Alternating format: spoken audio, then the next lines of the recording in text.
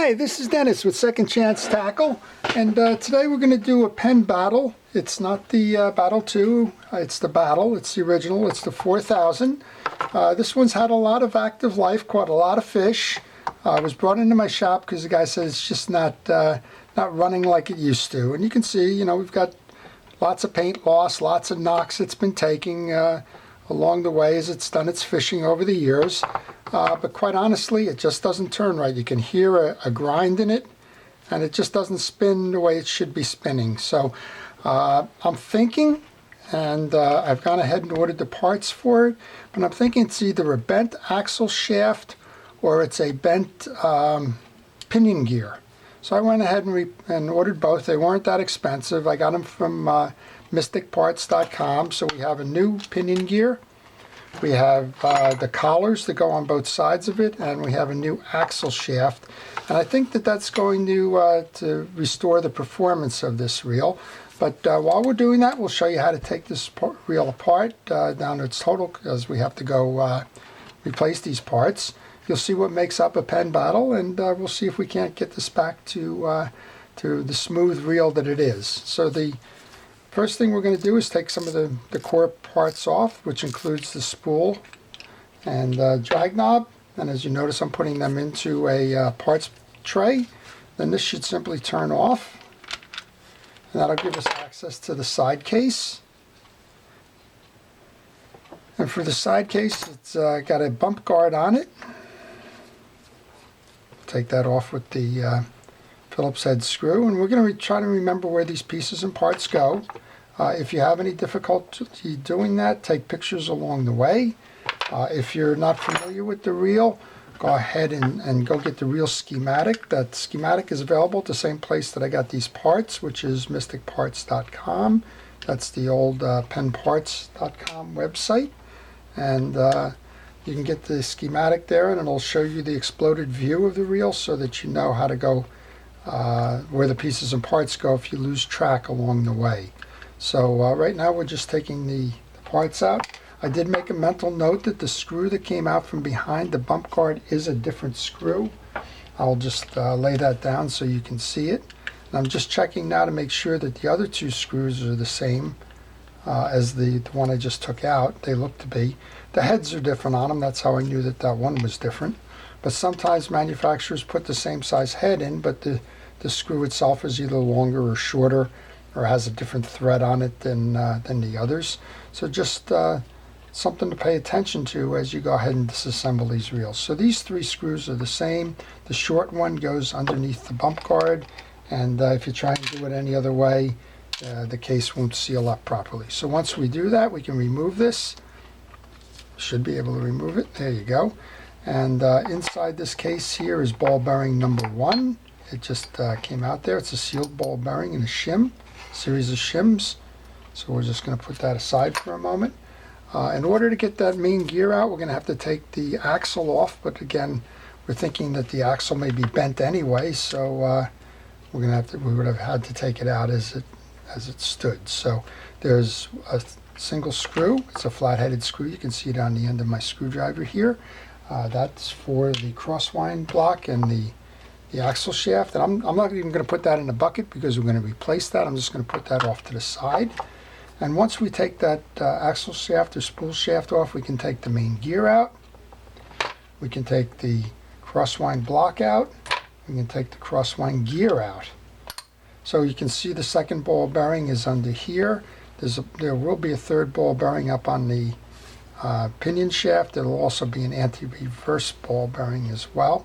So let's go ahead then and take the rotor off so that we can replace this shaft. To do that, there's a nut hold down clamp that's held in place by this little screw here that you can see on there. It's different. The other ones have been flat-headed. This is a round-headed screw. And again, take the pictures if you start to get confused as to where these pieces and parts are going. Of course, I'm kind of removing them pretty quickly, but there's no rush. I seem to rush just because I'm on the video and just don't want to take longer than needed to show you the assembly and disassembly of these.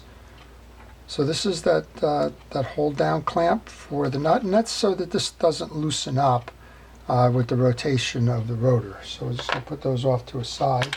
And in that parts tray that I'm using, this just happens to be the bottom of a vinegar bottle, but I actually am putting the pieces in separate areas so that it's hard to see, but that assembly that I just took off is together, and the one for the axle shaft is off to the other side, just in case, for clarity, so that I don't commingle them and try and start to figure out. Okay, so this is catching on the pinion now, and this pinion looks like it's out around, and I've already noticed we don't have one of these little bushings, plastic bushings inside here. So that could be a cause for the rough operation. So we're just going to take that out completely. In order to do that, then we're going to remove the 3 screws here that are holding the pinion gear and bearings in place. And again, these are Phillips head.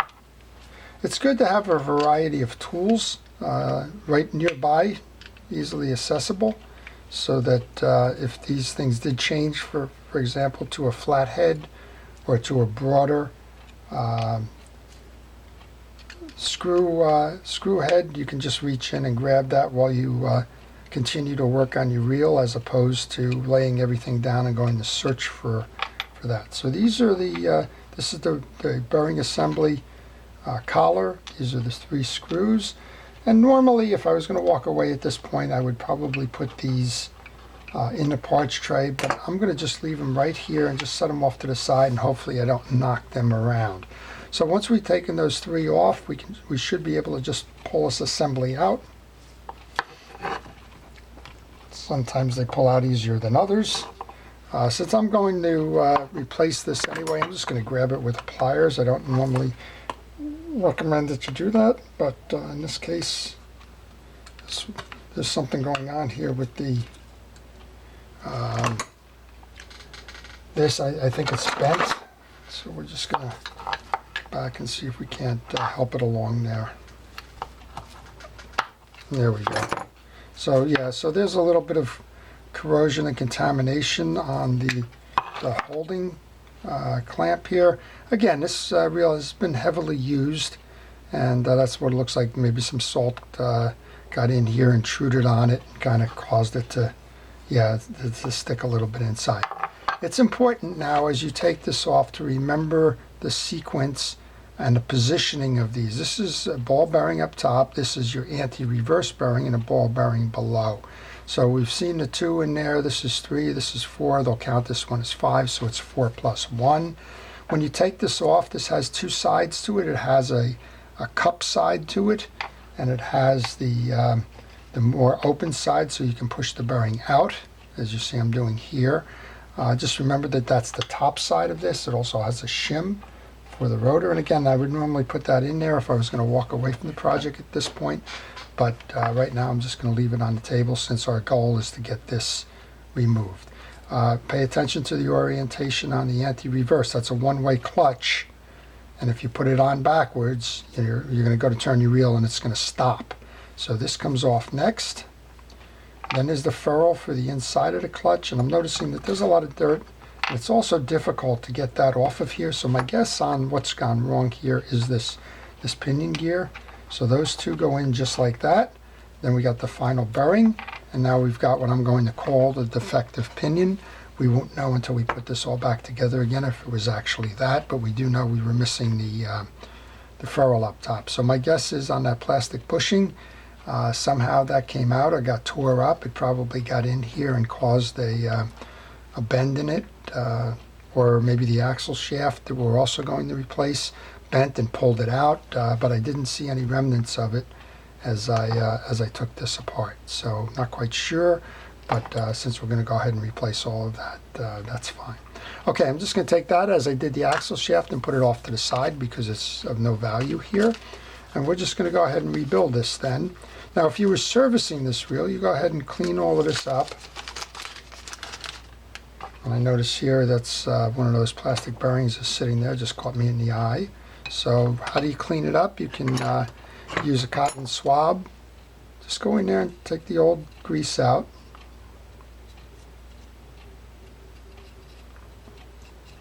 Make sure it's clean. We mentioned there's a little bit of stuff inside here, so let's get that nice and clean as well. No sense putting good new parts in there and having junk or something damage those as well. So the body is clean. I'm going to go ahead and grab the new shaft then. Again, these came from mysticparts.com. I think that if you put in pennparts.com, it will still drive you there. But they did change that because they're now offering some aftermarket pen parts, where before it was pen parts solely.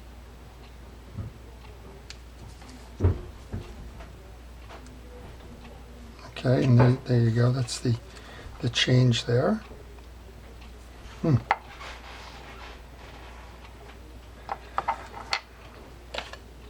Just looking for that plastic piece that I took off.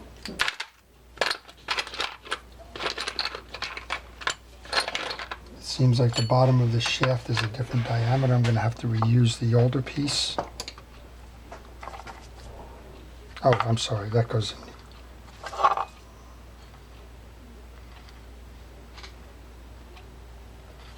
That should be going down on this one. So let's see if we can get that in there.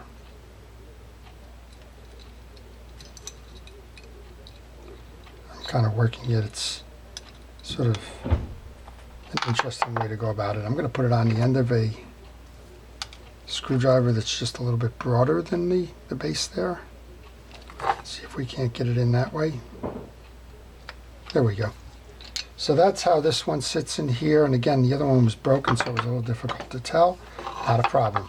All right, we have the new shaft. We have a bearing that's relatively clean. We'll put that over. Before we go any further, we're going to oil that. I'm going to use for this one a Penn Precision oil, but any real oil will do. And I oil my bearings. Then we're going to put the collar on for the anti-reverse. Then we're going to put the anti-reverse on. And remember when we took it off that the top was the cup side. We're going to take the next assembly, which is the other bearing assembly, and a shim. And these are sealed bearings here. It doesn't hurt to put oil on them, but they're sealed. And now we can reinstall the assembly back into the carrier and press down, and we've successfully replaced the pinion gear. I'm going to grab the holder then for the bearing assembly. And put those 3 holding screws. That's why I left them right here. Dangerous thing to do, at least for me. I'm klutzy from time to time, and I tend to knock things around.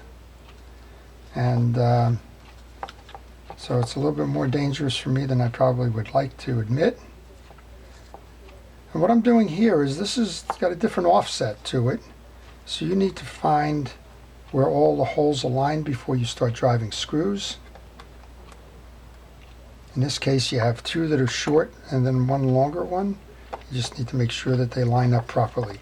Also, when I do this, I don't tighten them all down. I just get them started before I make sure that I have this assembly properly seated. So this will just take a moment here. Those of you that watch my videos know me and small pieces and parts don't always get along. But it looks like for the most part they're my friend today. One more, and then we can go ahead and tighten them all down once we've got them seated. So this reel's been around. Battles are a good product. So there's 3 sub-brands within Penn, or models.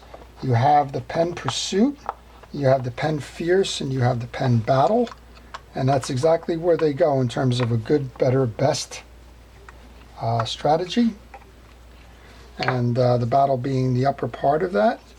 And for the most part, it's a matter of the drag system in the Battles versus the Fierce. So the Fierce has felt drags. The Battle has the HT100. The difference between the Fierce and the Pursuit is one has a metal body, the Pursuit, and the Fierce has the graphite case. In this case, the Battle pretty much shares those characteristics with I don't know why at 14 minutes this thing always stops.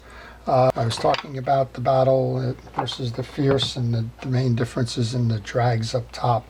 I understand you can make the conversion on the Fierce to Carbon-Tex, but you cannot make the conversion all the way up to an HT100. So they're bigger. All right, so I've just oiled the bearing that's in the case there.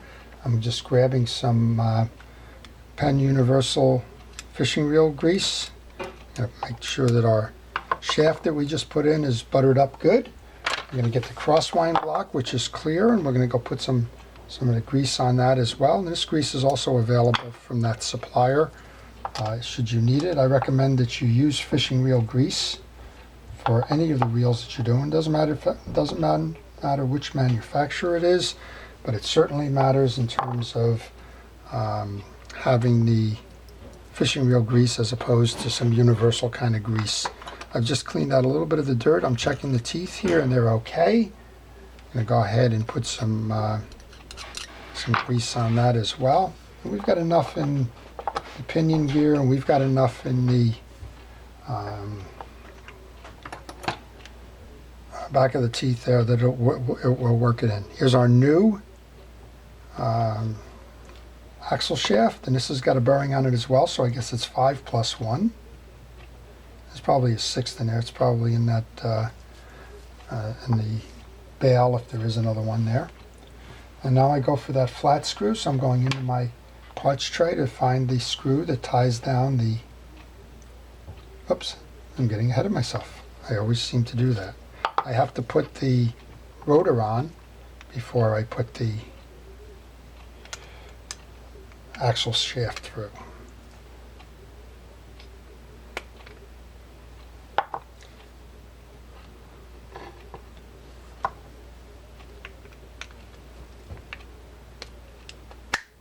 There we go. So then we're going to put the cap nut on.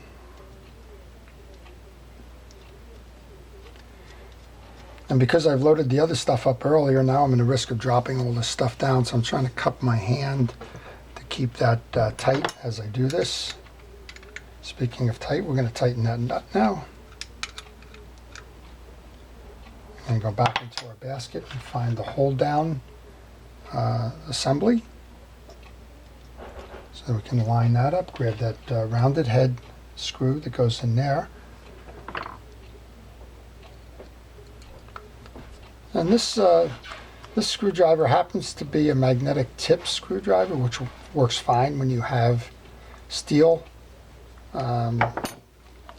screws. Doesn't work fine when you have stainless, because stainless is non-magnetic. But for the most part, that does help me with my smaller pieces and parts issues. Okay, now I can put the tie down on into the crosswind block. And at this point, we should give this a spin. Oh yeah, that's running nice and smooth now. That's a whole lot different feel with no noise than it was before. But you wanted to spin it there just to make sure before you go any further. All right, so let's just finish putting the case back together now. There's a bearing. Actually, there's 2 shims that go on the post. You don't want to put the shims on the outside of that bearing, because that'll sit in the case. Put the bearing on. Again, it's sealed, but it doesn't hurt to throw some oil on it. Grab the case then, snap that in. Make sure that you have it seated smoothly. And we got the 3 screws that are the longer screws, and if we remember, they go on the outside of the case, and then the smaller screw goes inside behind the bump guard. If you didn't remember that, that's a good time to go back and go to the pictures you've taken. And you can take those pictures with your cell phone. You can take them with a video camera like I've got going on here. You can take them with a standard digital camera.